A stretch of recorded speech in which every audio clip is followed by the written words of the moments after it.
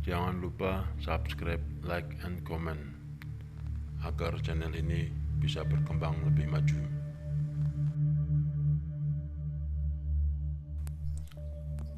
Akhirnya kami tiba di base camp Cetho. Mobil pun segera menepi. Kubangunkan Hendri.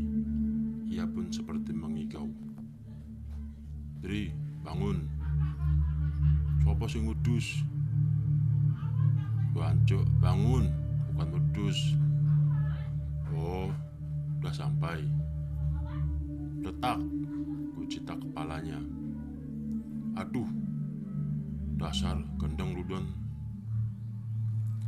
Aku pun nyengir sambil membereskan keril yang tidak muat ditaruh belakang. Hendri pun bangun dengan lingkaran iler masih menempel di sisi bibirnya. Joko dan Hendri sudah lebih dulu mampir ke warung untuk membeli rokok. Aku pun segera meninggalkan Hendri. Kulihat pelataran Candi Cetho dan indahnya hamparan teh kemuning. Sinar mentari turun menembus celah kabut yang membalut Candi Cetho. Di puncak bukit, deretan pundak berundak berselimut aroma dupa, menciptakan suasana yang magis. Candi Cetho memang menyimpan misteri dari cerita figur Sumeria dan kesakralan tempat pemujaan para dewa. Candi Cetho sendiri adalah candi Hindu yang ada di kaki Gunung Lawu.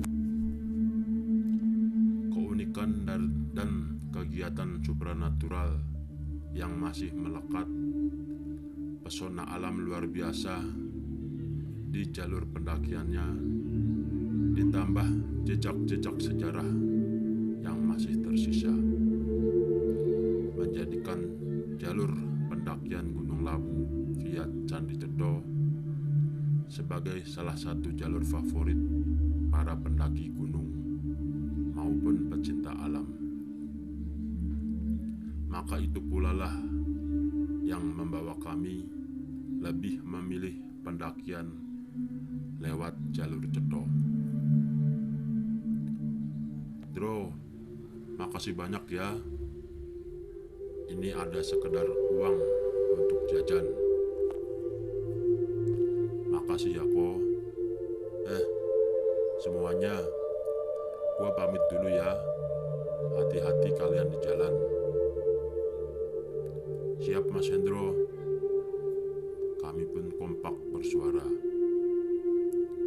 Hendro pun segera masuk ke dalam mobil, lalu kembali ke kota Solo.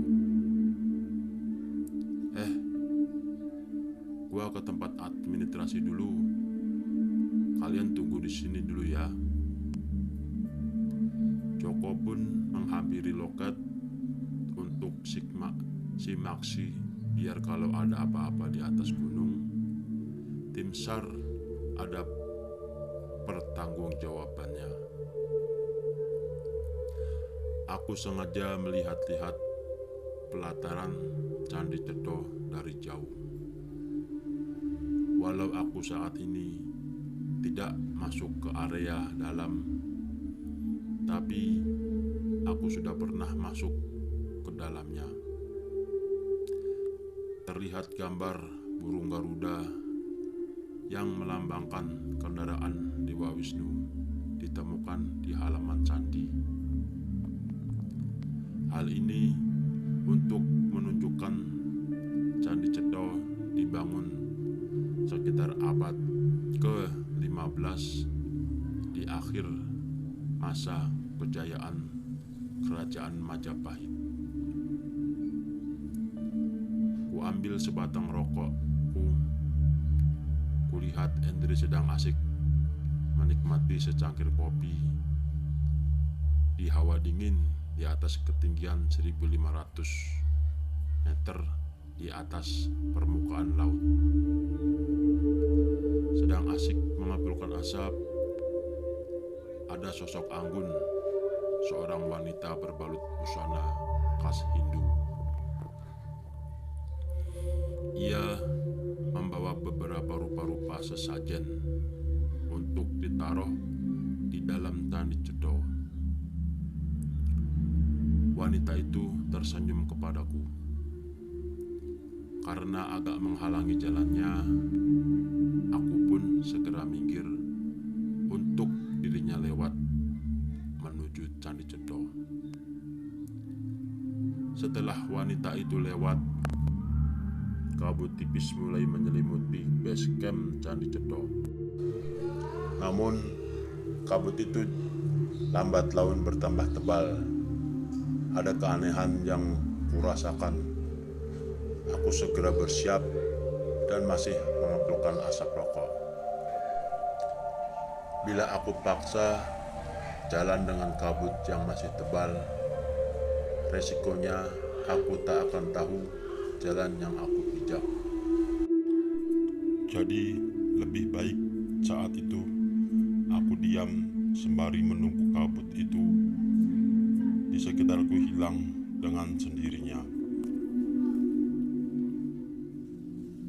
Tulalit, tulalit, tulalit. Teleponku berdering. Segera ku angkat karena ada nama Joko di layar. Halo, lo di mana, Don? Gua di tempat Andri nih. Aku dekat pintu masuk Candi Jedha. Di sini kabutnya pekat banget, baru turun. Nanti kalau udah agak mendingan, aku ke sana. Oh, ya udah. Tunggu aja di sono. Di sini sih kabutnya tipis. Oke bro, siap. Kembali ku teruskan menghisap rokok yang belum habis. Lalu, bruk. Rokokku terlempar entah kemana. Mbak, ucapku, kamu gak apa-apa? Di depanku ada wanita cantik yang parasnya melebihi kecantikan gadis kota. Wanita yang membawa sesajen yang terhalang olehku. Nampaknya ia sudah beres ritual dari dalam Candi Jedha. Maaf mas, kabut membuat pandanganku terhalang. Mbak yang tadi ya, namanya siapa? Iya mas, saya Pringgondani. Aku Doni. Tapi aku tersentak dengan nama itu. Sebuah nama yang tak asing di kawasan kaki Gunung Lawu.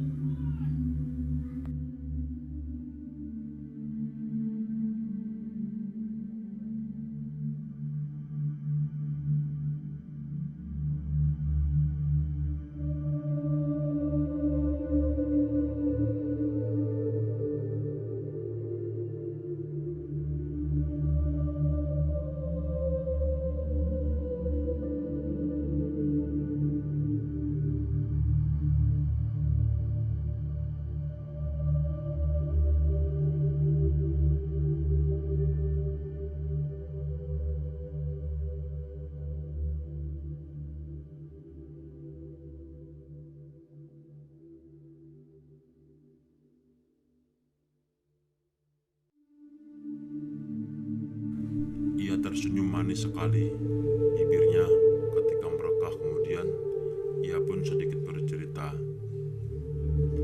Plumbang memang desaku. Namaku memang sama dengan tempat tersebut. Namun ibuku sering memanggilku Jatayu.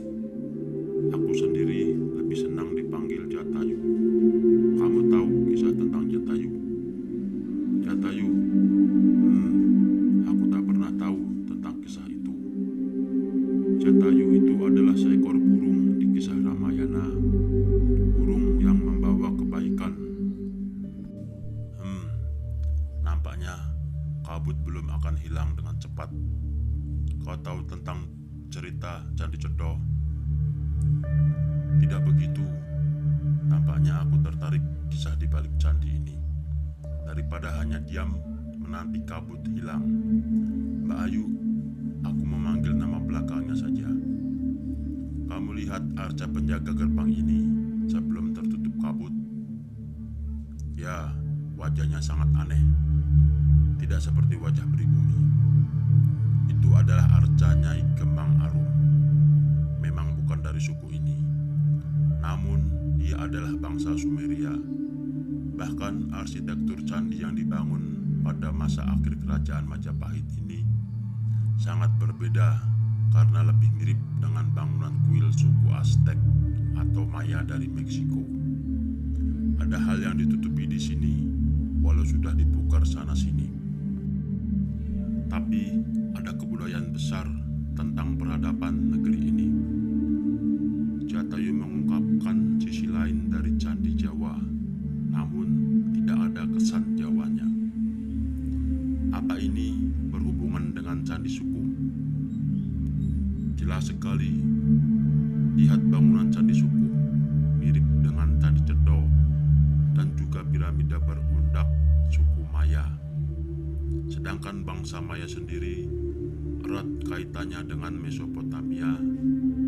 Ada missing link di sini. Tidak mungkin bila candi ini berada di bawah kekuasaan Majapahit. Kamu tahu cerita ini, Don? Tidak, aku baru tahu sekarang. Kamu mau naik ke Lawu untuk apa?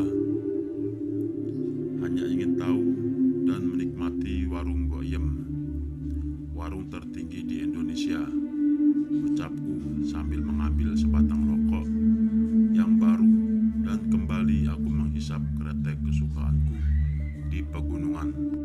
Hati-hati ya Mas, hari ini bulan purnama penuh. Semoga cerita di balik candi ini Masnya bisa paham. Aku kurang mengerti sebenarnya sih Mbak Ayu. Tapi dari apa yang kamu ucapkan, jujur hal itu sangat menarik.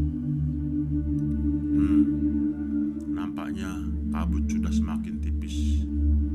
Apa kamu ingin kubelikan secangkir kopi, Mbak Ayu? Tidak ada suara jawaban dari Mbak Jatayu yang tadi ada di sampingku. Jatayu, Jatayu, panggilku. Beberapa orang melihatku aneh. Aku pun bingung. Ketika kabut tebal menghilang, Jatayu pun ikut menghilang tanpa jejak. Kulihat Joko melambaikan tangannya. Kabut tipis masih nampak terlihat, tapi tidak sepekat tadi. Aku pun segera menghampiri Joko dan Endri yang nampak senang dengan keberadaannya di Lawu. Saksikan episode berikutnya. Jangan lupa subscribe, like, and comment. Terima kasih.